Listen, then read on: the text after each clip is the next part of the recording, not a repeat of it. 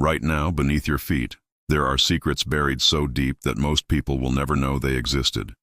Across every continent on Earth, hidden by thousands of years of soil, vegetation, and time itself, there are structures that defy everything we think we know about human history. I'm talking about megalithic temples older than the Egyptian pyramids. Cities built by people who weren't supposed to have that technology. Monuments constructed with precision that modern engineers struggle to replicate. And here's the terrifying part. We have no idea who built most of them. The history books tell us that civilization started around 5,000 years ago in Mesopotamia. Agriculture, writing, the wheel, that's when humanity supposedly woke up. But what if I told you that's completely wrong? What if I told you there were advanced civilizations building astronomical observatories, massive temple complexes, and underground cities, 6,000 years before the pyramids? Stay with me, because by the end of this video, you're going to question everything you thought you knew about human history. Let's start with a place that rewrites the entire timeline.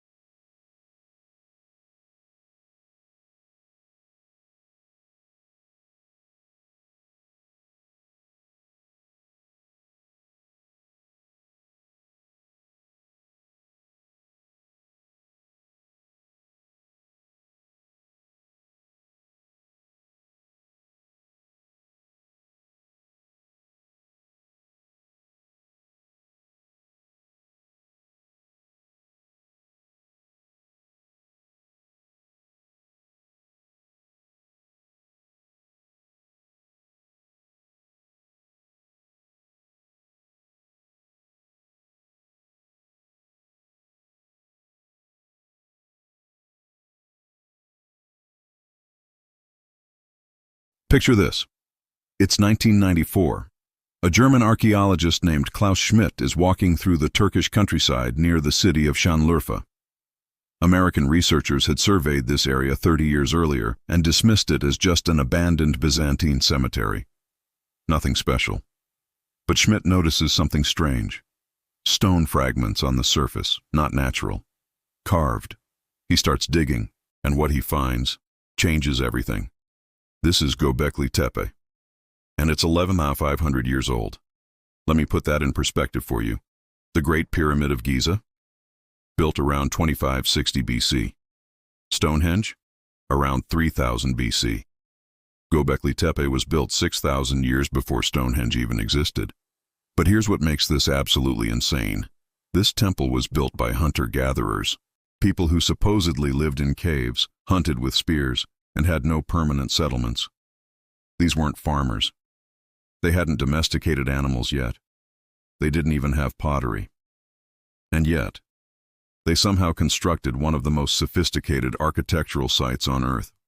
The site contains massive stone pillars arranged in circles, some weighing up to 20 tons. These T-shaped pillars stand 5.5 meters tall and are covered with intricate carvings of lions, foxes, bulls, snakes, vultures, and scorpions. How did they move 20-ton stones without wheels, without metal tools, without draft animals? Nobody knows. Some pillars even depict stylized humans with arms and hands in prayer positions, possibly representing priests or spiritual leaders. But wait, it gets crazier. After Klaus Schmidt died in 2014, new excavations revealed something shocking. Göbekli Tepe wasn't just a temple, it was an entire settlement. They found houses, a massive cistern for collecting rainwater, thousands of tools for processing grains. This means these primitive hunter-gatherers were experimenting with agriculture while simultaneously building monumental architecture that rivals anything built thousands of years later. Think about that. These people were building temples with astronomical alignments, artistic sophistication, and engineering prowess that we can barely comprehend, during a time when humanity was supposedly just learning to survive. The current theory? Göbekli Tepe may have been a last attempt by hunter-gatherers to preserve their way of life as the world began shifting toward agriculture. The animal carvings weren't just decoration, they were stories, identity markers, ways to unite different groups and create a shared culture in a changing world. But here's the question nobody can answer. Where did they learn this? You don't just wake up one day and decide to build a 20-ton stone temple with perfect circular geometry and astronomical alignments. That knowledge has to come from somewhere. Which brings us to the theory that's causing massive controversy in archaeology. British author Graham Hancock has been saying this for years, and mainstream archaeology hated him for it. He claimed that an advanced civilization existed during the last ice age, a civilization with sophisticated technology and spiritual knowledge that was completely wiped out around 13,000 years ago.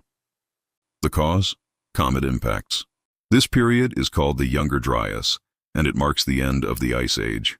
Temperatures plummeted, ice sheets advanced, sea levels changed dramatically, and according to mounting evidence, it may have been triggered by multiple comet fragments slamming into Earth. For decades, archaeologists dismissed Hancock as a pseudoscientist, but then something happened. In 2007, a group of researchers published evidence of a massive impact event at the start of the Younger Dryas.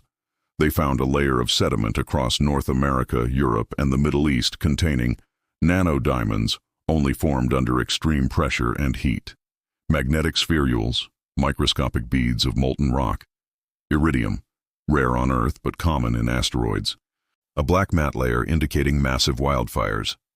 Then, in 2019, scientists found a 31-kilometer-wide impact crater beneath Hiawatha Glacier in Greenland, dated to approximately 12,900 years ago, exactly when the Younger Dryas began. Now here's where it connects to our ancient sites. If an advanced civilization existed before this cataclysm and was mostly destroyed, the survivors would have scattered. They would have carried their knowledge to different parts of the world, and they would have taught the primitive people they encountered how to build things. Which might explain why, suddenly, all over the world, we see an explosion of megalithic construction right after the Younger Dryas ended. Let me show you what I mean. The island of Malta sits in the Mediterranean Sea between Sicily and North Africa. It's small, only 316 square kilometers. But hidden across this tiny island are some of the most mysterious structures on Earth. The megalithic temples of Malta were built between 3600 and 2500 BC. That makes them older than Stonehenge and the pyramids. But here's what's fascinating. According to geological evidence, Malta wasn't always an island. Graham Hancock and other researchers have found strong evidence that Malta was once connected to Sicily by a land bridge. It was part of the European continent, which means these temples were built by a civilization that existed before the Mediterranean Sea reached its current level. The temples themselves are architectural marvels. We're talking about structures built with massive limestone blocks, some weighing over 20 tons, corbelled roofing, an advanced technique where stones overlap to create a dome, intricate carvings and spiral patterns, precise astronomical alignments. The Hagar Kim Temple, for example, is aligned with the equinoxes. During sunrise on the spring and autumn equinoxes, sunlight passes through a specific opening and illuminates a particular stone slab. These people understood astronomy. And here's where it gets weird. There are legends, passed down through Maltese folklore, that the island was once inhabited by giants. Now, before you dismiss that as mythology, consider this.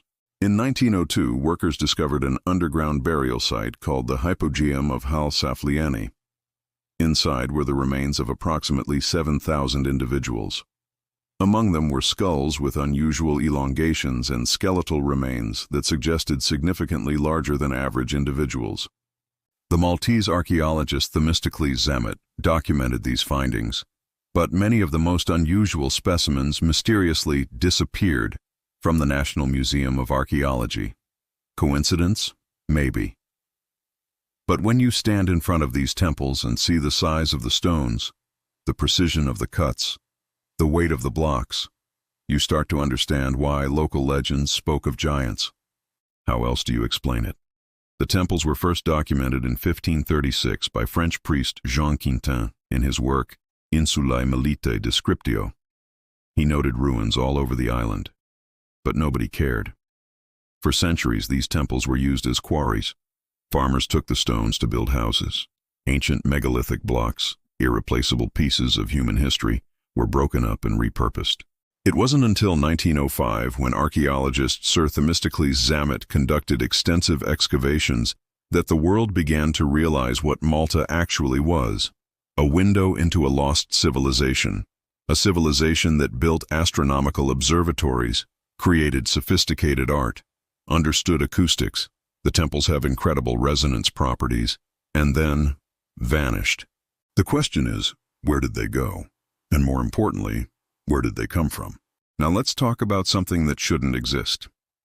Deep in the Sahara Desert in Mauritania, there's a structure so massive, so perfectly geometric, that it can be seen from space. It's called the Richat structure, but most people know it as the Eye of the Sahara. Imagine a bullseye target carved into the earth, a series of concentric circles, each one perfectly aligned with the next, stretching 40 to 50 kilometers in diameter. That's bigger than a city. The structure wasn't even fully recognized until the 1960s during the space race.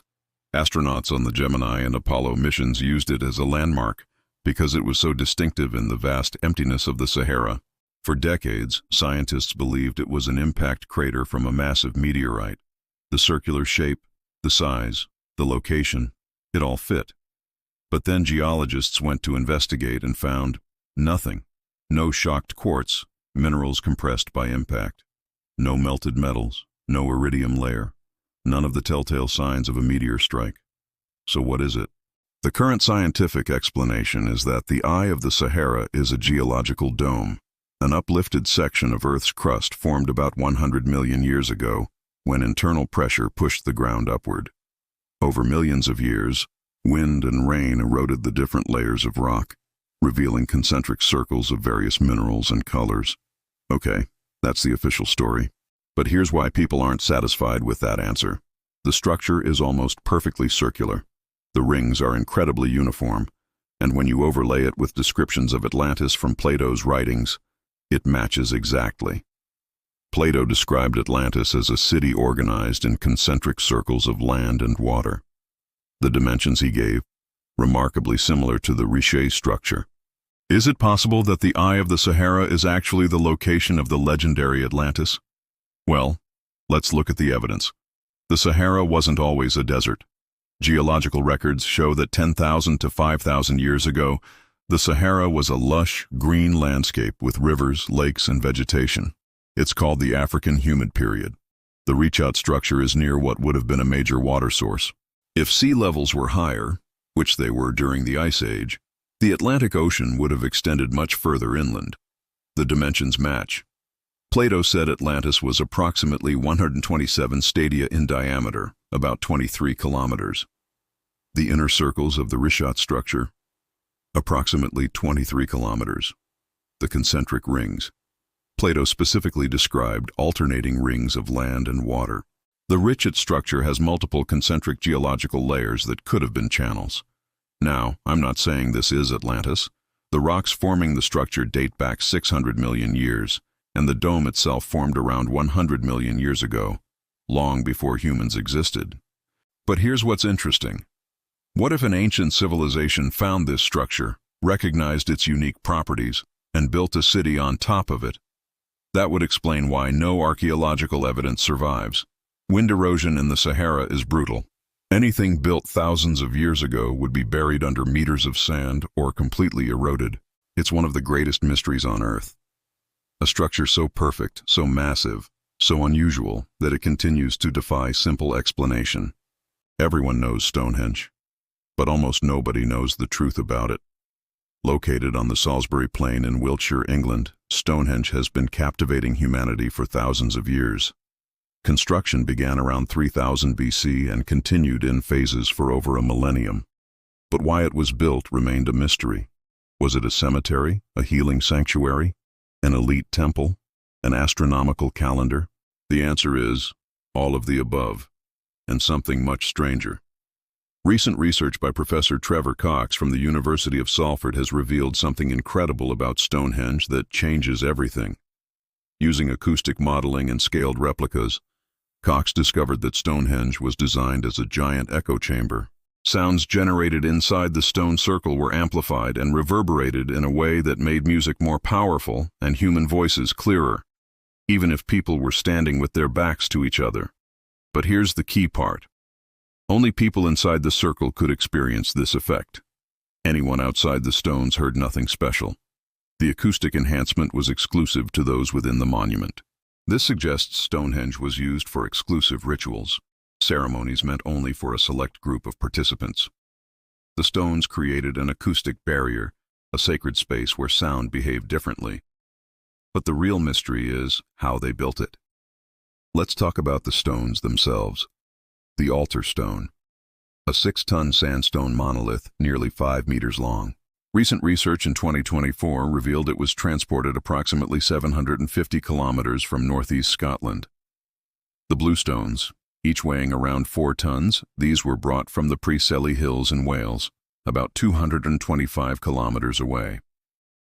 The sarsen stones, massive blocks of silicified sandstone weighing up to 30 tons each, quarried from West Woods about 25 kilometers away. Think about this, 750 kilometers. 6 tons, no wheels, no metal tools, no cranes. Modern experiments suggest the stones were dragged on wooden sledges over log rollers. The journey could have taken months or even years. Why would anyone do that? The prevailing theory is that Stonehenge was built around 2620 to 2480 BC as a unification project, a way to bring together the ancient peoples of Britain during a period of intense cultural contact with groups from Europe. The stones themselves represent this unity. By bringing materials from Scotland, Wales, and southern England, Stonehenge became a physical symbol of cooperation between distant communities. The similar architectural styles found across Britain, stone circles, domestic structures, pottery, all suggest a level of organization and communication that historians didn't think was possible for primitive, Neolithic people. But here's what nobody talks about. How did they know the stones from Wales and Scotland would have special acoustic properties? Because that's what recent analysis suggests. The blue stones have unique resonance characteristics. When struck, they produce a ringing tone, a property that may have had spiritual significance. Did they test hundreds of stones across Britain to find the perfect ones? Did they have advanced knowledge of acoustics and geology? We don't know. What we do know is that Stonehenge wasn't just a pile of rocks. It was a sophisticated, multi-generational engineering project that required advanced astronomical knowledge, alignment with solstices, understanding of acoustics, geological knowledge, selecting specific stone types, massive organizational capability, coordinating labor across vast distances, engineering expertise, moving and erecting 30-ton stones. All of this 5,000 years ago. Now let me show you something that will blow your mind. In central Turkey, there's an archaeological site called Çatalhöyük, and it's one of the oldest urban settlements ever discovered. Occupied from 7400 BC to 5200 BC, this city housed anywhere from 3,000 to 8,000 people at its peak, though recent studies suggest the population may have fluctuated between 600 and 800 people per generation. But here's what makes Çatalhöyük absolutely bizarre. There were no streets. The houses were built directly against each other, forming a honeycomb-like structure. Access to homes wasn't through doors on the ground level. People entered through the roof. Imagine living in a city where the rooftops function as streets. You climb a ladder to access your home from above, descending through a hole in the ceiling. Inside, the homes were surprisingly sophisticated. Mud brick construction with carefully plastered walls, sleeping platforms built into the structure, central hearths for cooking and heating, storage areas for food and tools, walls decorated with elaborate paintings and murals. The interiors were kept meticulously clean. Garbage was disposed of in designated areas outside the living quarters. But here's the strangest part. The dead were buried inside the houses.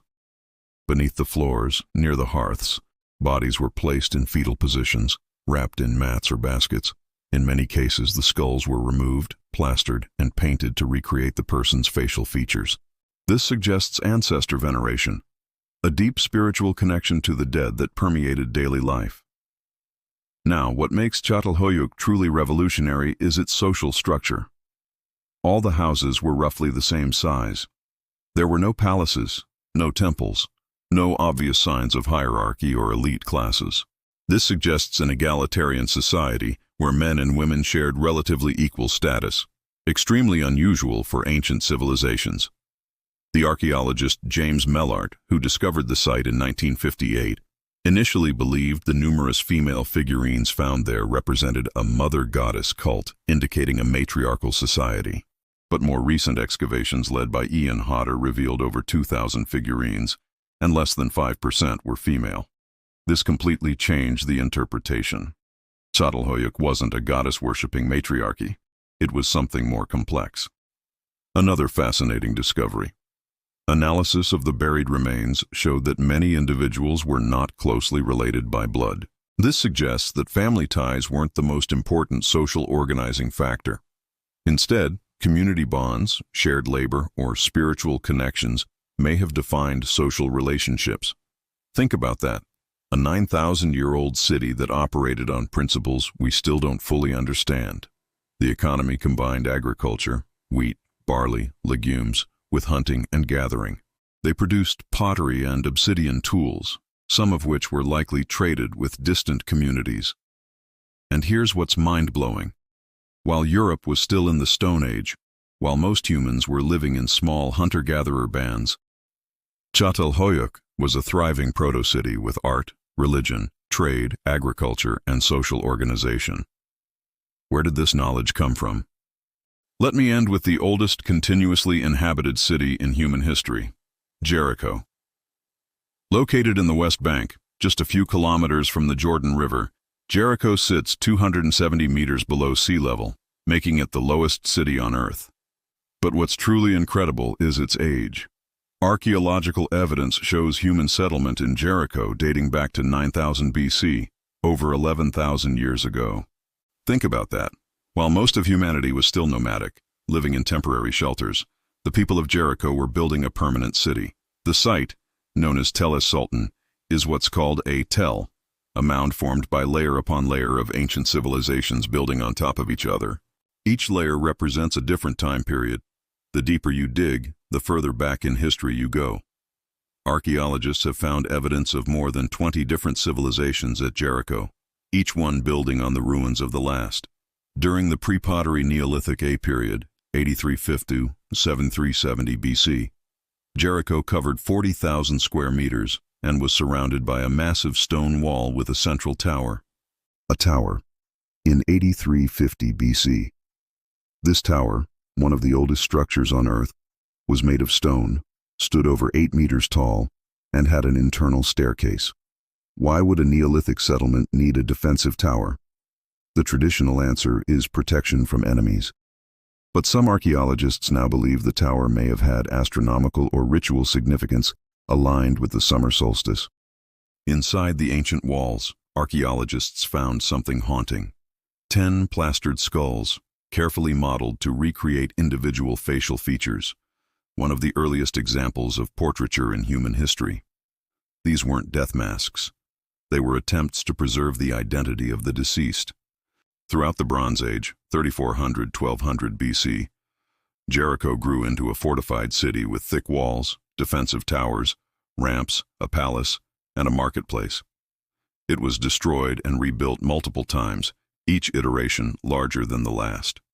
The famous archaeologist Kathleen Kenyon conducted excavations from 1952 to 1958 and revolutionized our understanding of the site.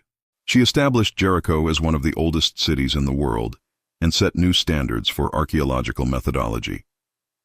But here's where it gets controversial. Jericho is mentioned over 70 times in the Hebrew Bible. The book of Joshua describes the famous story of the walls falling after the Israelites marched around the city for 7 days. For decades, archaeologists tried to find evidence of this biblical event. In the 1930s, John Garstang claimed he found walls destroyed by earthquake and fire around 1400 BC, matching the biblical timeline. But later analysis dated those walls to the 3rd millennium BC, over 1,000 years too early. The truth? Most archaeologists now believe that virtually nothing remains from the period when Joshua supposedly conquered Jericho. Either the biblical story is mythological, or any evidence has been completely eroded by time. What we're left with is a mystery. A city that has been continuously inhabited for 11,000 years. A place where dozens of civilizations rose and fell, each one building on the bones of the last. And somehow, through all of it, Jericho survived. So here's what we know. Across the world, in places separated by thousands of miles and thousands of years, ancient peoples built structures that defy explanation. They moved stones weighing dozens of tons without modern technology. They aligned their monuments with astronomical precision. They created acoustic chambers, astronomical observatories, and urban centers long before they were supposed to have that knowledge. And in almost every case, we have no idea how they did it. The official history says civilization began 5,000 years ago, but the evidence suggests something else entirely. Maybe there were advanced civilizations before us. Maybe knowledge was passed down from survivors of a cataclysm. Maybe we're not the first. Maybe we're just the latest. And if you made it this far, hit that subscribe button, because we're going deep into the mysteries that history forgot.